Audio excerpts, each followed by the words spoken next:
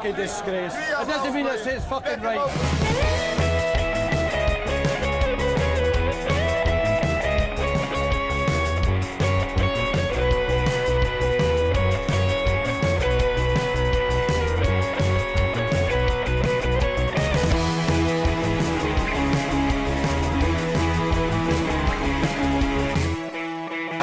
Get that to. Okay, moving on as we were going to do before Liam posed the question to me. We're going to move on to the German contingency coming to Fife. Ben, I've only seen what people have decided to tweet about and a couple of articles written up about it. So I'm hoping that you've got all the details on it for all our listeners. So as a Dunfermline fan, give us your take on what's going down. What is going down? I'm going to be honest. In the kind of digital world we live in, you probably do know relatively the same amount as me, because there is only like the same amount of coverage on it pretty much everywhere that you'll be able to see. However, obviously, I know the kind of fan reaction to it. I'm on fans forums and stuff like that, and I know how Dunfermline fans are at least thinking about it. And I suppose when the first kind of announcement was made about it, it was one of these things. It's like it's that big a switch in Scottish football that you never seem to see. That everyone was like questioning it in a way, like they were excited by the initial announcement, but there was that kind of thing in the back of everyone's minds, like, well, why have they chosen Dunfermline? Like, they could have chosen any club in the world, and they've chosen a team for Fife. But there is, the more that I've kind of heard about it, it's been a long time coming, to be fair. The club have been themselves looking at external investment for the last 18 months or so. And it's been a kind of long process. They've not just looked at these guys coming in and investing, they've looked at other potential candidates, and they've just not been the right fit for whatever reason.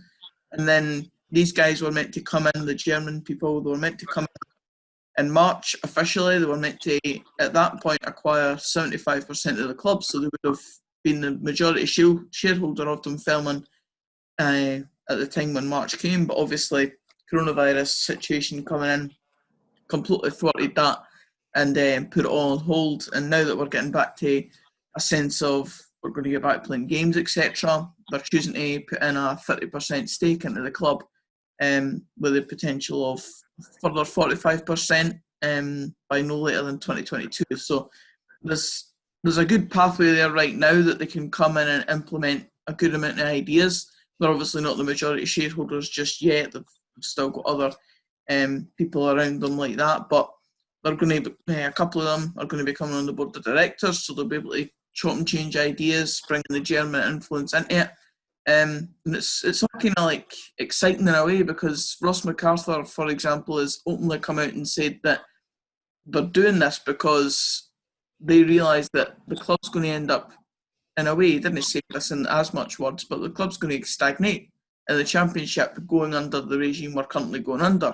We've been running sort of fan-owned for a long time now, ever since obviously the administration days after we were relegated to the Premiership, and ever since then we've flirted with, obviously we had a few years in League One after those financial troubles, got promoted, and then it's been the same in the Championship. We've kind of flirted with the promotion playoffs and never really developed as a club, really, and obviously last season finishing 6th below Arbroath, despite that being on points per game. So it's really refreshing to kind of hear that they're openly saying that the way they are operating things isn't going to be enough for the club, so they're looking for that help from outside. And the people that are involved in the whole investment movement is really refreshing as well. You've got a guy like Thomas Megel, who was a player in his day and then moved on to be a coach at St Pauli.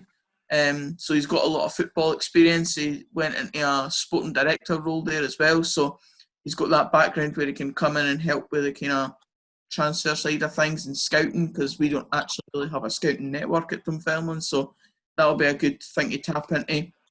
And then on top of that, we've got like people within this group that are financially savvy and stuff like that. So it's a good mix of people as well. So it's exciting in a whole manner of ways, because I spoke about Michael there, who's got the German background, and you see a lot of German clubs really investing in the fans, and a lot of initiatives are put in place, like maybe free travel away games and stuff like that. Now, obviously, we're quite a long way away at the current moment for any fans being able to travel to any games, far less away games, but it'll be interesting to see what kind of initiatives they initially want to put in, because it's going to be a longer process considering where we are right now in the current situation. But the fact that they're willing to put money into the club is fantastic in itself, because it gives us that leeway to be able to move forward quicker. Liam, you're a fan of ruthless German efficiency. What is your take on the potential future at Dunfermline with the German backers? Well, when I first seen it, I just seen sort of left field investment coming into Scottish football out of nowhere, and I immediately thought, poor Ben, it'll be East End, multi-storey car park in about 4 years or something. They'll maybe spend a bit of money, and it'll be a good time for like 6 months.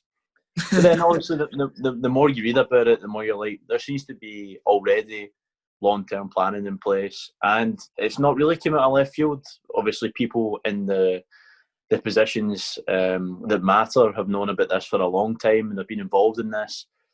And it's been something that, as Ben points out, that seems to have been planned for quite some time. So that'll give the Friends fans a lot of positivity. Plus, like you're saying, I think it's the transparency in all of this. Ross McArthur's obviously got Dunfermline in his heart, which helps, but he's been particularly transparent, which you don't always get with deals of this magnitude, and saying that there's a fear that not that Dunfermline are in a bad place right now, because they're really not. I mean, I think we've actually praised their transfer business since we came back to doing the podcast, but there's that fear that Dunfermline are going to be the sixth best team in the Championship for the next 5 years or something. And I can understand that, and you want to see the club, as a fan, you want to see your club go in the right direction. And I think it all points to positivity. Plus, like you say, let's not beat around the bush. I mean, you can't judge somebody based on their nationality, but let's be totally honest. I mean, not just German efficiency, but the Germans have got a reputation for being very, very prudent and very knowledgeable and savvy when it comes to business and economically. So it bodes well. And I don't know, I can't remember the Twitter account, but I seen a question posed, with the investment potentially in Dunfermline and the future majority shareholding that they're hopefully going to have. What sort of German things would you want to introduce into Scottish football? And I know it was kind of tongue-in-cheek and stuff, but there is truth in that. I mean, these people have a football background in Germany, as Ben points out, and they'll have their own ideas of what a fan experience at a game should be like, and what sort of football club they want to be running. So I think it's interesting.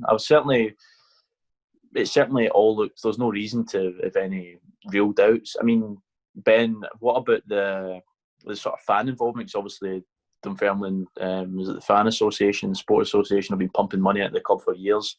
I take it that's not going to change. They're still going to be involved in the club.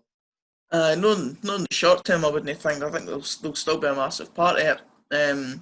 And as we've said already, the Germans are probably going to be even more willing for fans to be involved in more initiatives with the club. I know of a few things already that have been happening in the background that I can't quite say.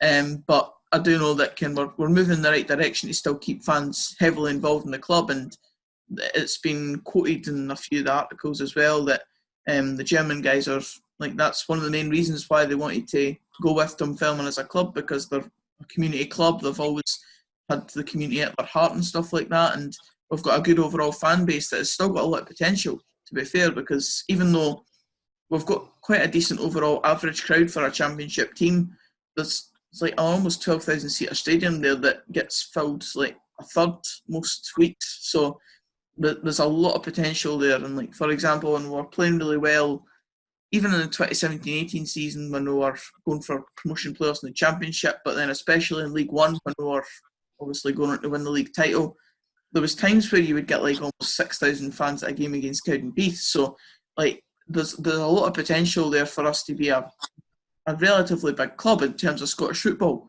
We're easily up there with bigger than most Premiership teams, or at least probably half the league.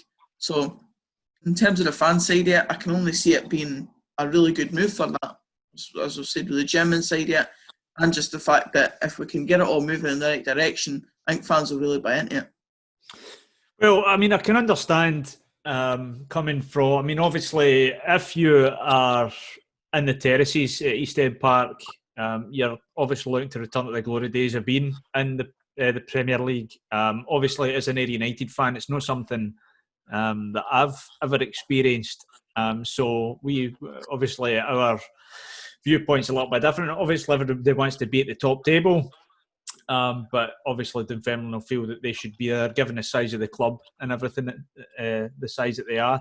But what I want to ask, Ben, is you'll obviously be more involved with sort of fan forums potentially, and you'll be in amongst Dunfermline supporters. What's the sort of general feeling amongst all the supporters? Is there positivity, or is there any negative ninnies?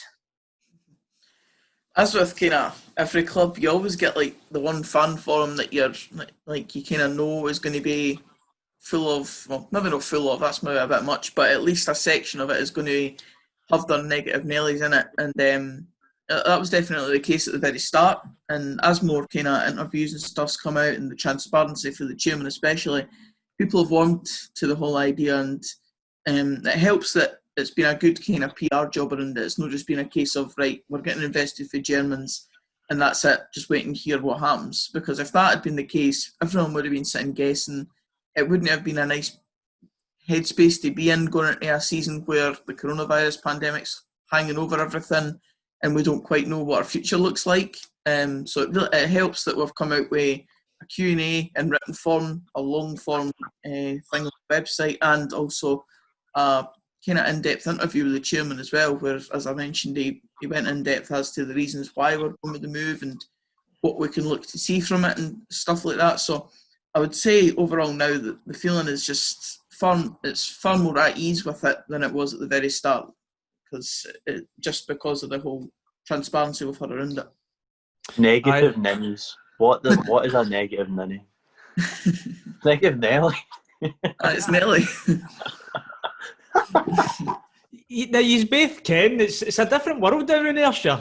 So don't give me that jibber jabber. See to keep it German. Fucking I think Central Belt arseholes. I think Ouija's in it.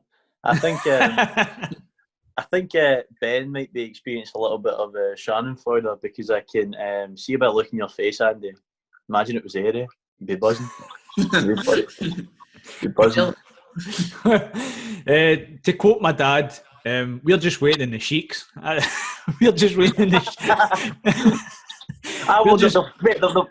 As of like 20 minutes ago, the Ben Salman takeover of Newcastle's officially been rejected by the Premier League, so there's hope. I know they've got their eyes on a better option of black and white. It's really quite as simple as that.